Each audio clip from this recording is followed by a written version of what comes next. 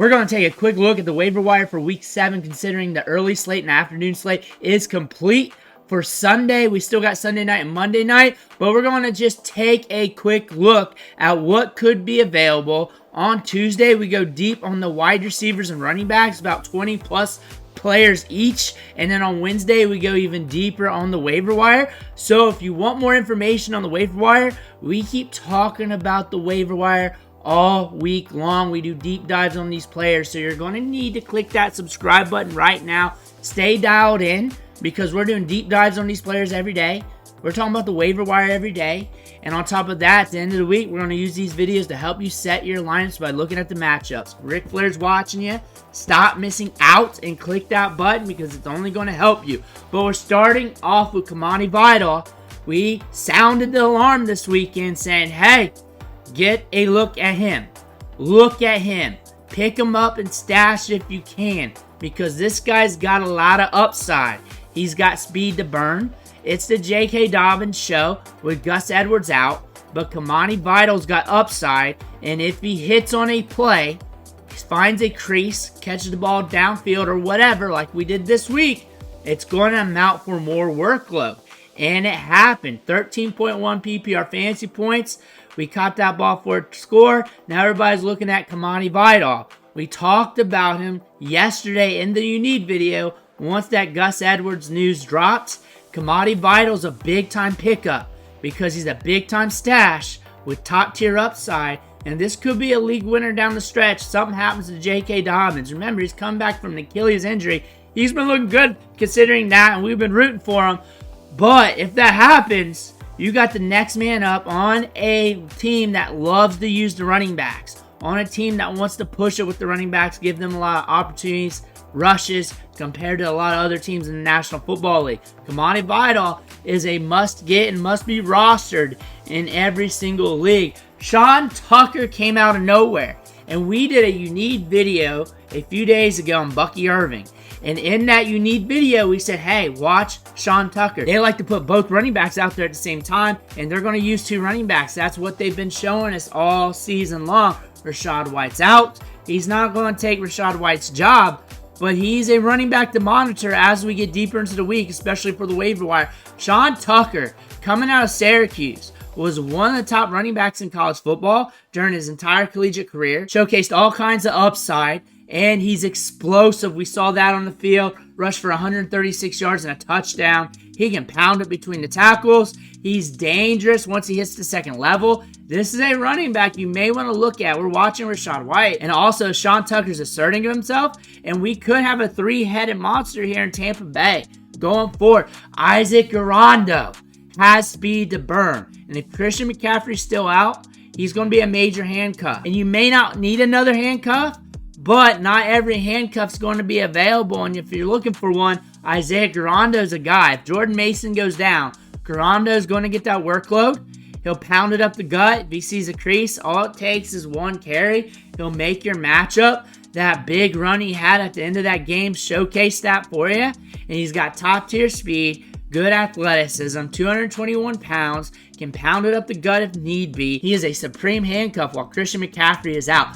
Emanuel Wilson is getting workload. He's getting touches. And if Josh Jacobs goes down, this is a good offense that you're getting the handcuff running back in that could be a league winner down the stretch. He's getting work every single week. It's just a little bit. It's about 10 opportunities per game, which is good for a handcuff running back if you need to throw him into your lineup, because those 10 opportunities could equate to fantasy production. And if Josh Jacobs goes down, you got the guy who's going to be the man in the Packers offense right now, and Emmanuel Wilson, because he's going to be carrying the rock, and he's going to be getting a lot of touches. DeMario Douglas is getting targets, and we wanted to see what Drake May was going to do in this offense. He went straight to DeMario Douglas with 9 targets. The week prior, 9 targets. 2 weeks prior to that, 9 targets. He's getting volume. He gets a short average depth of target, so he needs to score a touchdown or a breakaway with a lot of yards after the catch to be fantasy viable. But the targets and workload matters for wide receivers. There's not many of them on the waiver wire. There's going to be some dropped here and there, but DeMario Douglas is a guy to look at if you're hurting and if you're looking for targets, because he's going to get you 5+ a game. He's going to push for 10 in a lot of games like he's been doing in 3 of the last 4 weeks, and that could equate to some upside, especially once Drake May starts rolling. Josh Downs, if he's still on waivers, you better get him this week because he is owning the workload. He is looking good on the field. He is scoring fantasy points. And if for some reason he's still on waivers, you get him this week. He better be rostered this week. We've been talking about him for the last month. He should not be on waivers. But I'm seeing him on waivers in a lot of these waiver wire articles. And I'm seeing the percentages around 50%. Stop sleeping, pick up Josh Downs. Rashod Bateman. Deeper league, you better go get him. Because he's got that upside on any given week. He's getting deep balls downfield. Caught 4 balls for 71 yards. Scored a touchdown last week. Scored a touchdown 4 weeks ago in week 3. He's getting opportunity. He's getting the workload. And that means he could hit on any given Sunday. He's not a big-time wide receiver. If he was, he'd already be rostered. But here we go. We got Rashod Bateman, and he's starting to cook.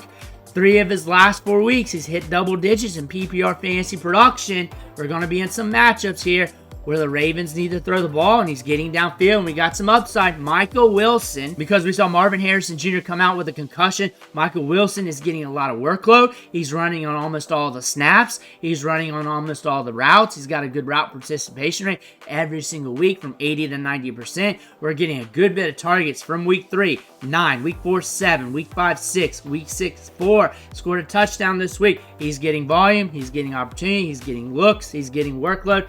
Michael Wilson's a guy to pick up if you need a wide receiver. Jaylen, Wright. We're back from the bye week. We got to watch Devin Achan, but Jaylen Wright's got speed to burn. We talked about him in this video last week. That 4.3 speed matters for fantasy football. All it takes is one big run, and he could score big for you in fantasy football. He has that Will Fuller effect, that Keaton Mitchell effect, where it's any given Sunday. All he has to do is have 1 or 2 big moments, and you know what? He's going to score big for you, and he's starting to get more touches and more opportunities. If Achan's out, if he's still in concussion protocol, you're going to want to pick him up because he's going to get more opportunities. He might get more opportunities down the line. We're starting to see that a little bit more. Jaylen Wright is a running back to look at. Jaylen Warren is back. Did not amount to much today, but he's back. You were drafting him a few months ago. You were looking at him pretty hard a few months ago. Now he's free off the waiver wire. He's back getting snaps. You may want to look at him as he ramps up back from that injury. Trey Benson is a running back to look at. James Conner had an ankle injury in this game. He had to tape back up, came back in. 5 carries, 26 yards. But a running back to look at because we're going to watch these injury reports hard throughout the week. We're going to watch those injury reports hard. But Trey Benson is a running back to look at for week 7. Tyler Allgeier.